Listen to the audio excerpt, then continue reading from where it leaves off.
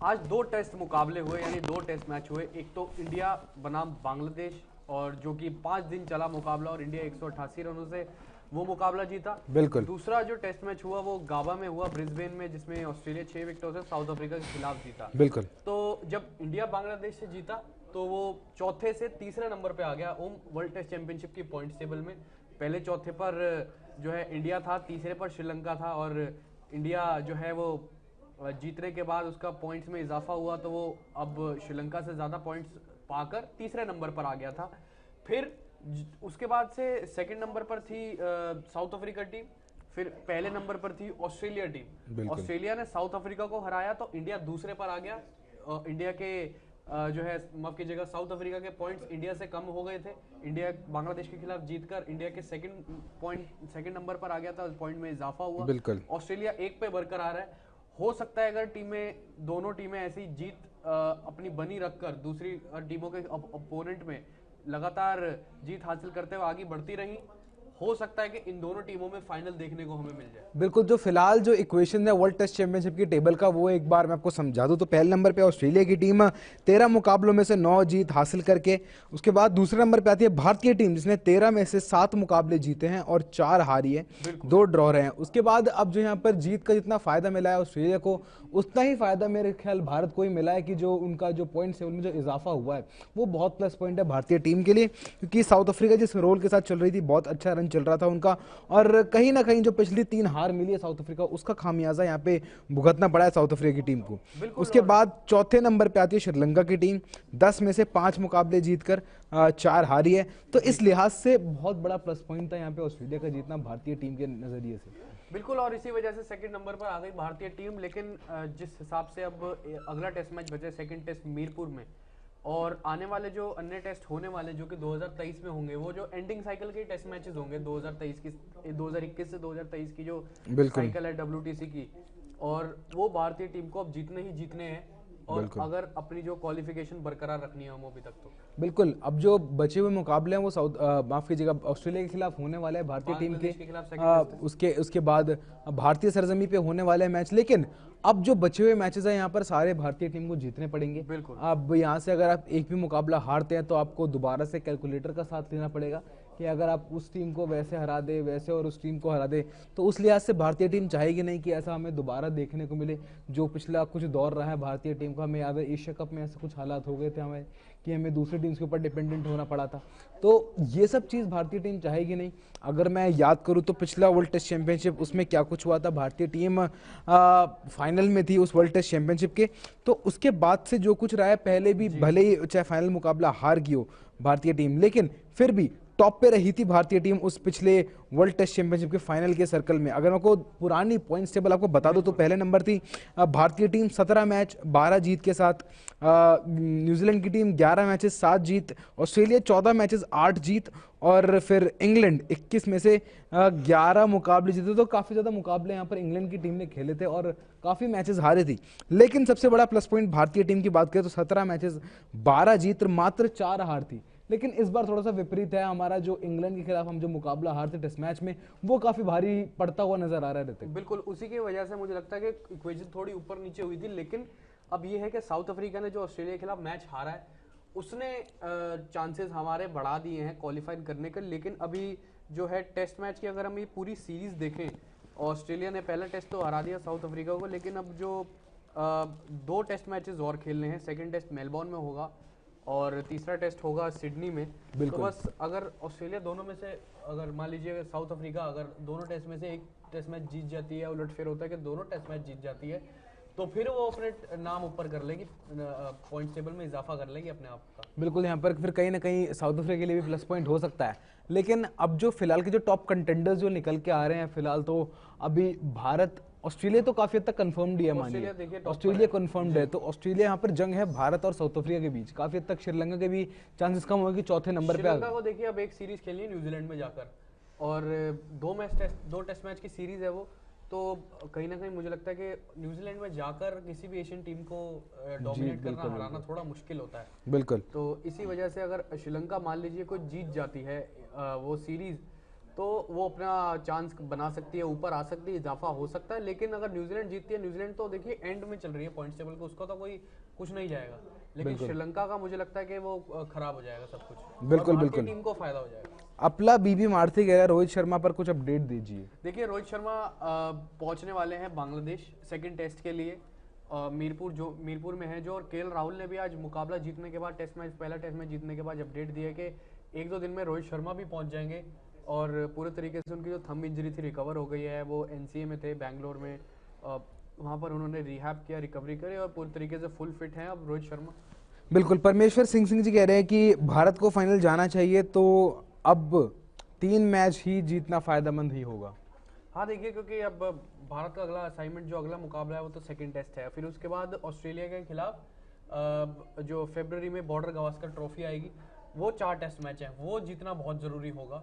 और तो और मुझे लगता है कि ऑस्ट्रेलिया अगर उस मुकाबले में बाजी मार जाती है, क्योंकि ऑस्ट्रेलिया इंडिया में आकर हमने अभी तक कम ही देखा है कि बाजी मारी हो पूरी सीरीज में, हर एक इंडिविजुअल मैच में नहीं कह रहा मैं, अगर वहाँ पे भारतीय टीम बाजी मार जाती है और तब मुझे लगता है कि भारतीय टीम स्ट्रॉन्ग कंटेंडर्स में आ जाएगी। इमरान खान कह रहे हैं सर अगले टेस्ट मैच में रोहित शर्मा खेलेंगे क्या? बिल्कुल खेलेंगे रोहित शर्मा अगला टेस्ट मैच। अब रोहित शर्मा ने जो इंडियन टीम को ज्वाइन कर लिया है, तो उस लिहाज से अब तक जो खबरें आ रही है सूत्रों के अनुसार कि रोहित शर्मा अगले टेस्ट में प्लेइंग 11 का हिस्सा होंगे।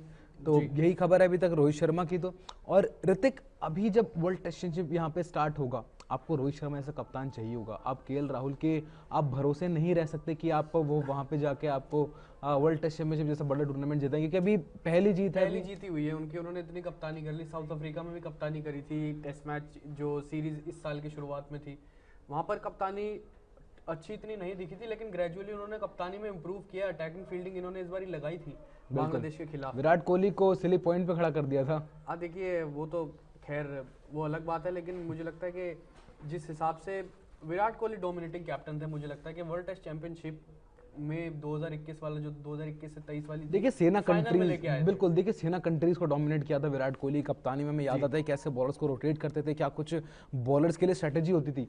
एक दिन में हमने कितनी बार देखा कि लास्ट विकेट है, आपको 10 विकेट चाहिए, और वो विराट कोहली करके दिखाते थे। एक दिन में 10 विकेट चटकाना अपोजिशन को थोड़ा सा और ज्यादा घुटने टेकने पे मजबूर करते थे विराट कोहली कैप्टनसी। और जो अग्रेशन था वो कहीं ना कहीं अभी भी कमी में नजर आता है रोहित शर्मा की कप्तानी में। हाँ बिल्कुल नजर आता है। अब अगर हम इस मुकाबले की बात करें थोड़ी, तो आज भी यही था कि अब इस मुकाबले से क्या क्या बढ़िया चीज़ देखने को मिली। देखिए कुलदीप यादव जिन्होंने फाइफर भी लिया पहली इनिंग में और 40 रन बल्ले से भी बनाए, और मुझे लगता है कि कुलदीप यादव ने अपनी स्ट्रॉन्ग कंटेंडरशिप रख दी है बाकी स्पिनर्स के खिलाफ, क्योंकि आपको अब बल्लेबाजी आनी ही चाहिए, टिकना पड़ेगा आपको। अब चहल इन सबको बल्लेबाजी की ज़्यादा नेट्स में प्रैक्टिस करनी पड़ेगी, कुलदीप ने ये बता दिया है। बिल्कुल बिल्कुल करनी पड़ेगी। और शायद ये एक रीज़न भी है ऋतिक, जो यहाँ पर कुलदीप यादव को अभी तक जो टेस्ट कैप मिल चुका है, लेकिन चहल जो 2017 से टीम का हिस्सा है, उनको अभी तक टेस्ट कैप नसीब नहीं हुआ है। तो शायद बैटिंग एक बहुत बड़ा प्लस पॉइंट है यहाँ पर, क्योंकि बाकी एयर में टीम्स की बात करूँ, इंग्लैंड के पास आदिल रशीद है, पाकिस्तान के पास यासिर शाह है, अफगानिस्तान के पास राशिद खान है। तो उस लिहाज से भारतीय टीम के पास युजवेंद्र चहल नाम का एसेट है। लेकिन मुझे लग रहा है क्योंकि आपको टेस्ट मैचेस में लंबे रन सब करने पड़ते हैं, आपको चाहिए होता है नीचे एक ऐसा टेलेंडर बल्लेबाज भी जो थोड़े बहुत 30-40 रन कम से कम बोर्ड पे लगा सके, या फिर सामने कोई ऐसा एक परिपक्व बल्लेबाज खड़ा हो साथ दे सके। तो उस लिहाज से मुझे लगता है जो एकमात्र रीजन की युजवेंद्र चहल को टेस्ट मैचेस से दूर रखा जा रहा है, वो यही लगता है कि बैटिंग उनके आड़े आ रही है। तबरेज शमसी भी तो चाइना मैन है, उसको साउथ अफ्रीका टीम रखती है अपने पास, पर आपकी टीम में एक लेग स्पिनर होना ही चाहिए, क्योंकि बाकी टीम जितनी भी ऑलराउंड द वर्ल्ड हैं वो अपनी टीम में एक लेग स्पिनर रख ही रही हैं हमेशा, चाहे टेस्ट हो, T20 हो, वनडे हो। तो आपको अपनी टीम में या तो चाइना मैन रख लो या तो लेग स्पिनर रख लो। मुझे लगता है कि भारतीय टीम कुलदीप के साथ ही जाएगी, क्योंकि उनका जो इन्होंने बांग्लादेश के खिलाफ लिया, जो 5 विकेटें ली, वो तीसरी बार करके दिखाया था उन्होंने। बिल्कुल तीसरी बार करके दिखाया, तो उस लिहाज से कहीं ना कहीं कुलदीप यादव का अपर हैंड लग रहा है।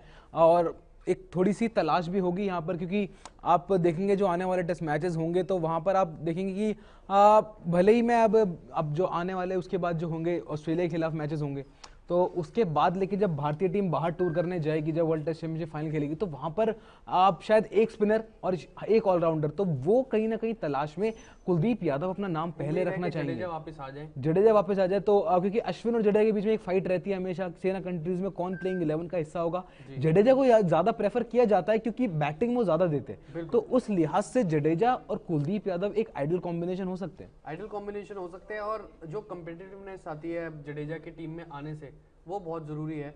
और आपके पास बैटिंग में जो है रोहित शर्मा अवेलेबल होने चाहिए, और ओपनिंग तो मुझे लगता है कि अब शुभमन गिल जिस हिसाब से उन्होंने अब दिखाया, मेडन टेस्ट सेंचुरी बनाई है, तो रोहित शर्मा, शुभमन गिल या केएल राहुल ओपनिंग में, तो ये एक बड़ा कंफ्यूजन है, क्योंकि अब केएल राहुल को आप बाहर बिठा ही नहीं सकते, क्योंकि अब रोहित शर्मा उनको खुद कप्तान रहते, तो वाइस कप्तानी में रोहित शर्मा केएल राहुल को ही देखते हैं। बिल्कुल देखते हैं, लेकिन ऋतिक अगर आप केएल राहुल को बाहर नहीं करेंगे तो काफी हद तक मुझे लग रहा है टीम का संतुलन खराब ही करेंगे।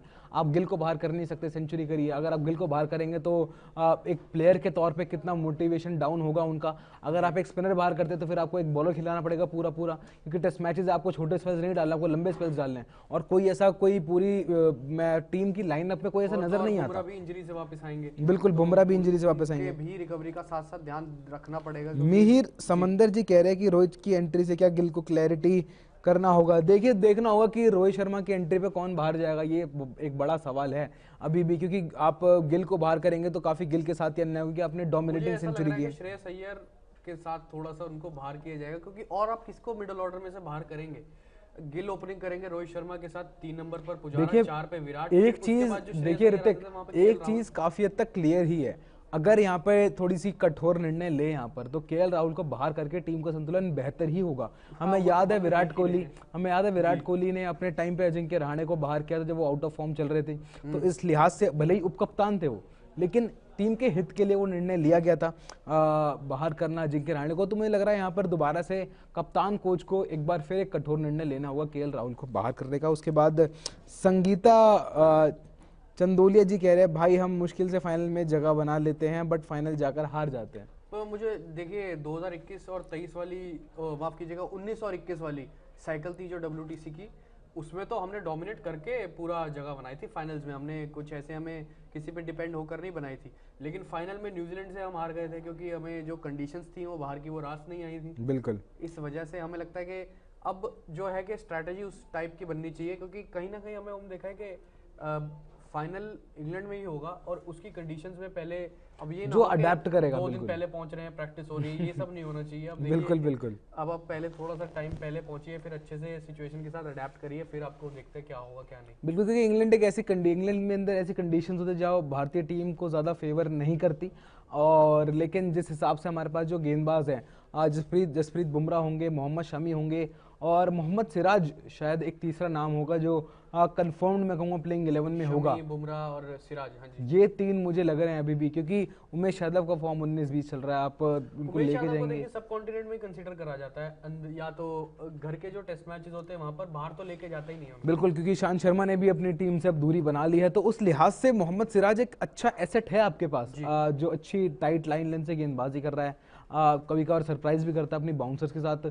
तो तीसरा गेंदबाज मोहम्मद शमी और जसप्रीत बुमराह के साथ मोहम्मद सिराज। बिल्कुल, अब वापस आए अगर हम WTC की पॉइंट्स टेबल पे अभी की 2021 और 23 साइकिल की, तो अभी फिलहाल जो करंट सिनेरियो ये है कि ऑस्ट्रेलिया नंबर 1 पर, उनका जो परसेंटेज है वो है 76.92, और दूसरे नंबर पर इंडिया आ गया है ऑस्ट्रेलिया के जीत के बाद साउथ अफ्रीका पर पहला टेस्ट 55.77 पे आ गया है। और जिस हिसाब से अगर हम तीसरे नंबर पर साउथ अफ्रीका तो 54.55 पे आ गया है। और वैसे तो परसेंटेज में इंडिया और साउथ अफ्रीका का इतना खास डिफरेंस नहीं है, 0.1 या 1 पॉइंट कुछ का डिफरेंस है, लेकिन पॉइंट्स में जो पॉइंट्स है उसमें बहुत डिफरेंस है, क्योंकि साउथ अफ्रीका के 72 पॉइंट्स है और इंडिया के 87 पॉइंट्स है, और वहीं ऑस्ट्रेलिया के 120 पॉइंट है। 120 पॉइंट इसलिए क्योंकि अभी वेस्ट इंडीज को जो 2 टेस्ट मैच हराए हैं बड़े बड़े मार्जिन से, और दोनों ही टेस्ट मैच जीती है ऑस्ट्रेलिया इस वजह से, और अब साउथ अफ्रीका के खिलाफ जीत गई, तो उसके भी पॉइंट मिले हैं ऑस्ट्रेलिया को, माफ कीजिएगा। वही इंडिया 87 पर है, साउथ अफ्रीका 72 पर ही रह गया है, और श्रीलंका 64 पे है पॉइंट्स में। श्रीलंका अगर न्यूजीलैंड को वो 2 मैच हरा देती है, वैसे तो बहुत मुश्किल है, पर अंडर एस्टिमेट नहीं कर सकते क्योंकि कुछ भी हो सकता है। बिल्कुल, श्रीलंका तो किसको लग नहीं रहा था कि चैंपियंस होगी एशिया कप की। लेकिन देखिए वो एशिया कप की चैंपियन थी एशिया में, वो न्यूजीलैंड जाना है वहाँ पर। बिल्कुल बिल्कुल। तो फिलहाल यही है सबसे बड़ा अपडेट कि क्या कुछ यहाँ पर टीम्स का सिनेरियो है।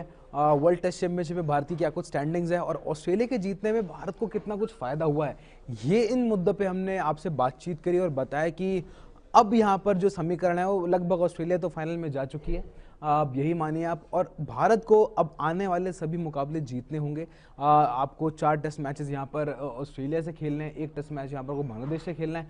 आप कम से कम यहाँ पे भारत को 4 जीत की जरूरत है। अगर आप एक मैच को ड्रॉ करवाते हैं या फिर कम अंतर से हारते हैं तो भी आपका समीकरण पक्का समझिए, लेकिन इससे ज्यादा कुछ अगर आप रिजल्ट खराब प्रोड्यूस करते हैं तो आप कैलकुलेटर पकड़िए और डिपेंडेंट हो जाए दूसरी टीम्स के और ऊपर। एक और बात यह है कि साउथ अफ्रीका के अभी 2 टेस्ट ऑस्ट्रेलिया के खिलाफ बचे हैं और उसके बाद इंग्लैंड साउथ अफ्रीका आएगी टेस्ट मैच सीरीज खेलने के लिए साउथ अफ्रीका में।